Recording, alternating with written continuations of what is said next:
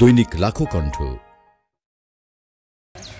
তারই ধারাবাহিকতায় কুষ্টিয়া জেলার সুযোগ্য বিভাগীয় বন কর্মকর্তা জনাব সালেহ মোহাম্মদ শোয়েব খান আজকের কুষ্টিয়া জেলার বৃক্ষরোপণ অভিযান ও পরিবেশ দিবস 2021-এর বৃক্ষরোপণের শুভ উদ্বোধন করার জন্য আমাদের মাঝে উপস্থিত হয়েছেন। আমাদের মাঝে উপস্থিত আছেন অত্র এলাকার সম্মানিত সাবেক চেয়ারম্যান জনাব শাহ রফিকুল ইসলাম এবং আরেকজন সাবেক চেয়ারম্যান বীর মুক্তিযোদ্ধা জনাব সৌরভ হোসেন। এছাড়াও আমার সামনে উপবিষ্ট আমাদের ইলেকট্রনিক ও প্রিন্ট মিডিয়ার সাংবাদিক বন্ধুরা, আমাদের সম্মানিত যে সামাজিক বনায়ন প্রকল্প এখানে হচ্ছে সেই সামাজিক বনায়ন প্রকল্পের সম্মানিত সদস্যরা, সবাইকে সামাজিক বন বিভাগ কুষ্টিয়ার পক্ষ থেকে আন্তরিক অভিনন্দন ও সালাম শুভেচ্ছা জানাচ্ছি।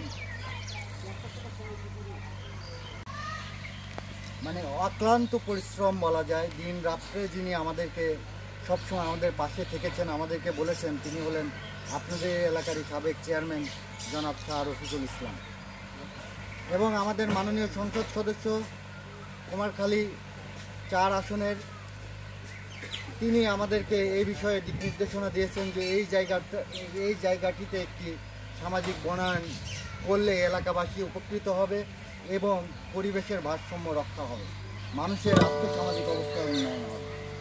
সেই উপলক্ষে আমরা ইতিমধ্যে উপজেলাতে এটি পাস করেছি এবং আমাদের বিভাগীয় বন কর্মকর্তা মহোদয়ের নির্দেশনা মোতাবেক এই জায়গাটিকে আমরা বনায়ন করার পরিকল্পনা গ্রহণ করেছি এবং স্থান নির্বাচন করেছি। মাননীয় জননেত্রী শেখ হাসিনার বৃক্ষরোপণ প্রকল্পে এবং সারা দেশব্যাপী উনি বৃক্ষরোপণের জন্য বিভিন্ন সংস্থায়, বিশেষ করে বন বিভাগ সহ বিভিন্ন সংস্থার মাধ্যমে সারা বাংলাদেশে বৃক্ষরোপণের জন্য উনি উদ্বোধন করেছেন। সেই লক্ষ্যে এই বনিছড়া গ্রামে বনিছড়া থেকে চাঁদপুর পর্যন্ত G7 খালের 2 পাড়ে বৃক্ষরোপণের লক্ষ্যে আয়োজিত আজকের এই আলোচনা সভার প্রধান অতিথি হিসাবে উপস্থিত আছেন। উনি যেমন আমাকে হাইলাইট করলেন, মেলা অনেক কথা বলে আমি কিন্তু ওনাকে হাইলাইট করব যে ওনার যে সাহায্য, ওনার যে সহানুভূতি, এটা যদি আমি আজকে না পেতাম তাহলে কিন্তু আমি ওই বন বিভাগের বারান্দায় যাওয়ার সৌভাগ্য আমার হতো না। তো যাই হোক, আজকে সৌভাগ্যক্রমে আমাদের এই প্রকল্পটা বাস্তবায়ন হতে যাচ্ছে। উদ্বোধন হবে এখনই, আমাদের বিভাগীয় কর্মকর্তা উদ্বোধন করবেন। উনি তার ওনার বক্তব্যে যে কথা বলে গেলেন, আমাদের হামিদ সাহেবের বক্তব্যে যে কথা বলে গেলেন যে আজকে বৃক্ষরোপণে কিন্তু অনেক উপকার আছে, এলাকার মানুষের উপকার ভোগ করবে। আমি সেই চিন্তা ভাবনাই করেই কিন্তু আজকে এটা করার জন্য চেষ্টা করেছি। যেমন আমাদের ইসলামিক কথায় যেটা আসে যে সাদগায়ে জারিয়া বলে একটা কথা আছে, আপনি যে যত গাছ লাগাবেন তার মৃত্যুর পরে কিন্তু সাদগায়ে জারিয়া হতে থাকবে।